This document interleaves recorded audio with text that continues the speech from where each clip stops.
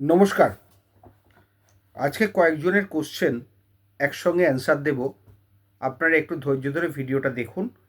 অনেকের কোশ্চেনের অ্যান্সার আজকে আমি একসঙ্গে দিয়ে দিচ্ছি, কারণ সময়ের অভাবে রেগুলার করা হচ্ছে না ভিডিওটা। যেহেতু এটা আমার একটা প্যাশন, সেই জন্যে আমার ভালো লাগে করতে, তাই জন্যে আপনাদের সঙ্গে ইন্টারাকশানে থাকি। যারা আইন জানতে চায় তাদের জানাই, যারা আইনের ছাত্র তারাও জানতে চায়, যারা ক্লায়েন্ট তারাও জানতে চায়। প্রত্যেকে জানার চেষ্টাটাকে, জানার ইচ্ছেটাকে সম্মান জানিয়ে এই শিক্ষামূলক ভিডিওগুলো আমি করি।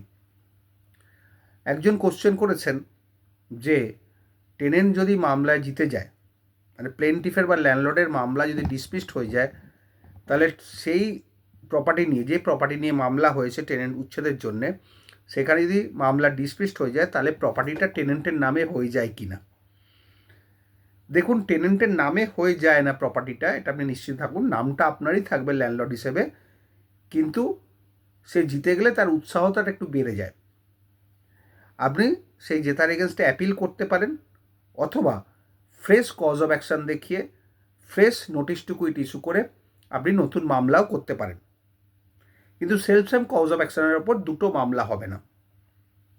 সেখানে কিছু গ্রাউন্ড বাড়াতে হবে, কিছু গ্রাউন্ড কমাতে হবে, বা নতুন গ্রাউন্ড ইন্ট্রোডিউস করতে হবে, বা আরও যা যা আছে। মানে আগের মামলা থেকে পরের মামলা যেন আলাদা হয়। সেক্ষেত্রে আপনি প্রথম মামলা ডিসমিসড হলেও দ্বিতীয় মামলা করতে পারেন, কিন্তু কজ অফ অ্যাকশনটা আলাদা হতে হবে, গ্রাউন্ড আলাদা হতে হবে, সাবসিকুয়েন্ট ইভেন্ট আলাদা হতে হবে। সেই জন্য আপনি করতে পারেন, অথবা অ্যাপিল করতে পারেন, চয়েসটা আপনার।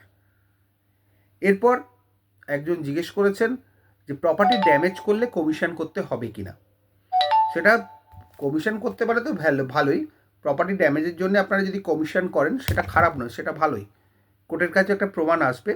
কমিশন অর্ডার 13 রুল 7 দিয়েও করতে পারেন, বা অর্ডার 26 রুল 1 প্রভিশন দিয়েও করা যায়। কমিশনার অ্যাপয়েন্ট হবে, কোর্ট থেকে কমিশনার অ্যাপয়েন্ট করলে কমিশনারের কস্ট কোর্টে জমা দিলে কমিশনার গিয়ে দেখবে কি আছে না আছে। তবে ফিশিং আউট এভিডেন্স যেন না হয়, তাহলে কিন্তু অসুবিধে আছে। এইটা গেল। আবার আরেকজন কোশ্চেন করেছেন যে নোটিশ টু কুইট কি লয়ারকে দিয়ে দেওয়াতে হবে না পার্সোনালি দেওয়া যায়। না, লয়ারকে দিয়ে দেওয়ার দরকার নাও পড়তে পারে, আপনি পার্সোনালি নোটিশ টু কুইট দিতে পারেন। তবে আইন মোতাবেক হওয়া চাই। আইন মোতাবেক না হলে নোটিশটা ব্যাড হয়ে যাবে।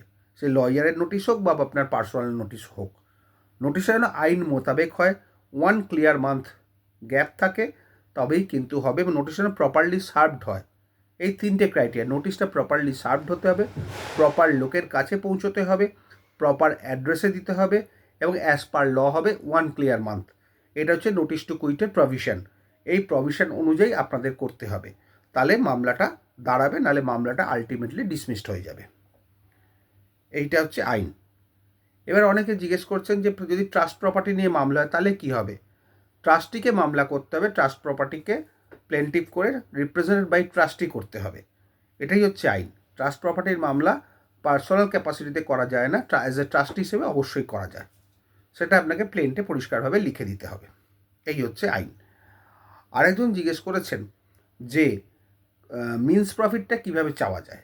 মিন্স প্রফিটটা আপনি প্লেন্টের মধ্যেই চাইতে পারেন মিন্স প্রফিট। তবে মিন্স প্রফিটটা কত পাবেন না পাবেন সেটা কোর্ট ডিসাইড করবে। তার জন্য আলাদা প্রভিশন আছে, সেই প্রভিশন অনুযায়ী মিস কেস করতে হয় মামলায় জেতার পরে।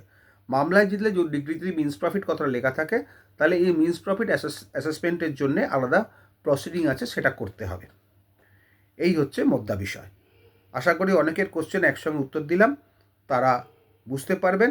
যারা যারা কোয়ারি আছেন জিজ্ঞেস করবেন, সেই কোয়ারির উত্তর দেবার চেষ্টা করব। ভালো থাকবেন সবাই, ধন্যবাদ।